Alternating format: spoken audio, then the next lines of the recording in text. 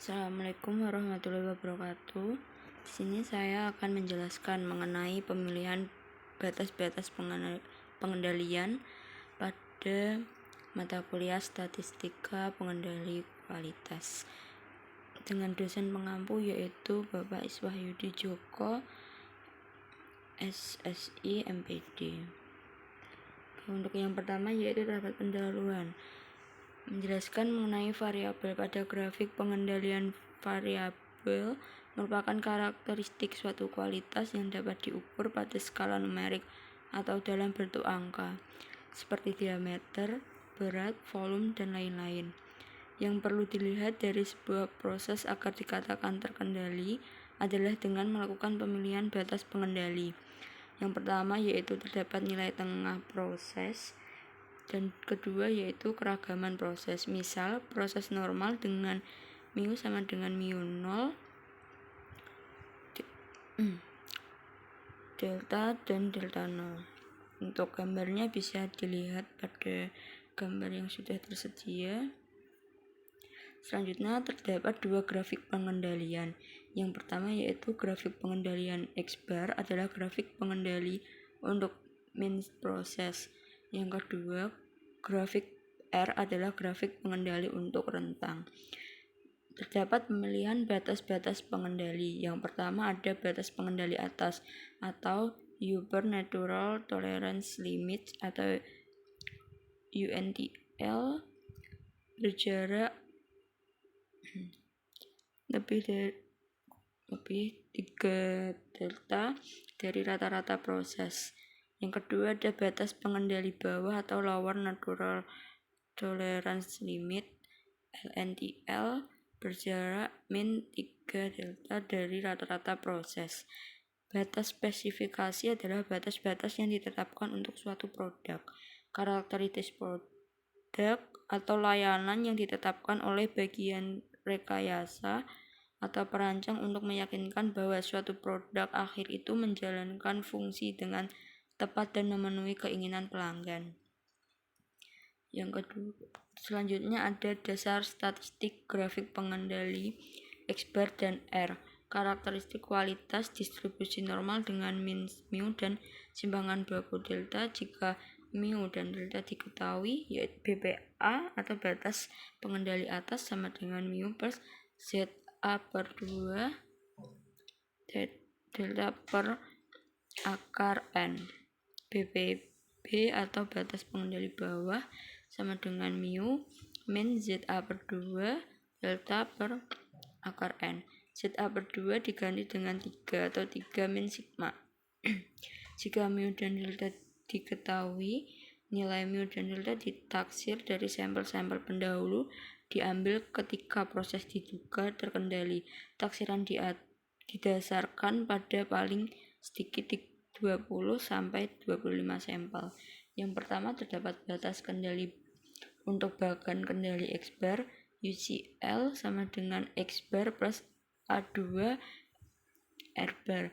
Garis tengahnya yaitu X-bar, LCL sama dengan X-bar min A2 R-bar. Batas kendali untuk bagan kendali R, UCL sama dengan D4 kali R-bar, garis tengahnya yaitu R-bar, LCL sama dengan D3 R-bar. Nilai A2, D3 dan D4 yaitu hubungan R dan delta adalah rank relatif, yaitu W sama dengan R per delta. W sama jalan dengan fungsi dari N amatan. W D2 itu D2 sama dengan rataan W, sehingga delta topi sama dengan R per D2 sama dengan R bar per D2. Berdasarkan SK atau 1 min alpha terdapat mu plus ZA per 2 delta X bar sama dengan mu plus ZA per 2 delta bar akar N, dan mu min ZA per 2 delta X bar sama dengan mu min ZA per 2 delta per akar N, maka mu dengan topi X per ZA per 2 sama dengan 3 atau 3 sigma delta sama dengan R bar per D2. Akibatnya X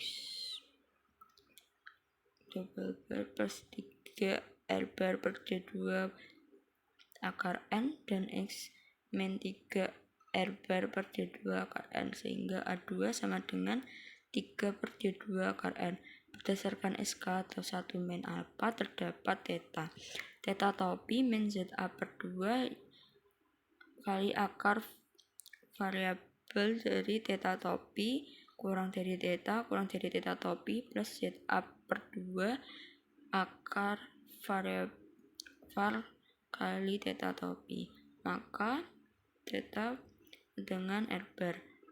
Variabel theta topi sama dengan theta topi R sama dengan D3 R bar per D2.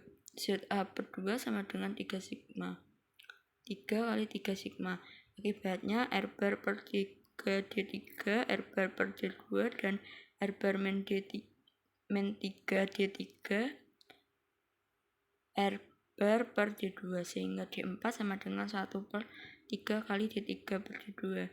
D3 sama dengan 1 min D3 kali 1 min 3 kali D3 per D2, sehingga batas kendali untuk bagan kendali X bar sama dengan UCL sama dengan X bar 3 per D2 akar N kali R bar, garis tengahnya yaitu R 2 bar LCL sama dengan X min 3 D2 akar N R bar. Batas kendali untuk bagan kendali R UCL sama dengan 1 plus 3 D3 per D2 dalam kurung kali R bar, garis tengahnya yaitu R bar, LCL-nya adalah dalam kurung 1 min 3 kali D3 per D2 kali R bar. Efisiensi relatif jika ukuran sampel kecil, metode rentang R menghasilkan penaksiran untuk variabel yang hampir sama dengan penaksiran yang biasa atau S. Untuk N-nya dimulai dari 2 sampai dengan 10, 2, 3, 4, 5, 6, 10. Efisiensi relatif yaitu 2 dengan efisiensi relatif 1, 3 dengan efisiensi relatif 0,992, 4 dengan 0,975, 5 dengan 0,955, 6 dengan 0,930, 10 dengan 0,850. 1. S dalam S-card hendaknya digunakan untuk mendeteksi apakah karakteristik proses stabil. Oleh karena itu, S-card biasanya diplot bersama dengan X-bar card sehingga memberikan gambaran mengenai variasi proses lebih baik. Peta kendali standar deviasi digunakan untuk mengukur tingkat keakurasian suatu proses. S-card digunakan untuk memantau proses yang mempunyai karakteristik bersifat kontinu atau data variabel berdasarkan rata-ratanya. Standar deviasinya sampel S diperoleh dengan S sama dengan akar sigma XI min X kuadrat per N min 1. X sama dengan sigma M, I sama dengan 1, X bar I per M. S bar sama dengan sigma M, I sama dengan 1, SI yang merupakan garis tengah. BPA X bar sama dengan X bar A3 S bar. BPA S sama dengan B4 S bar, yaitu data pengendalian atas. BPB X bar sama dengan X min A3 S bar. BPBS sama dengan B3 S bar, yaitu batas pengendali bawah, di mana SI sama dengan standar deviasi sampel dari nilai-nilai subgrup I. S bar rata-rata standar deviasi sampel subgrup A3, B3, B4 sama dengan faktor-faktor yang didapat dari label. Sekian presentasi dari saya. Terima kasih. Assalamualaikum warahmatullahi wabarakatuh.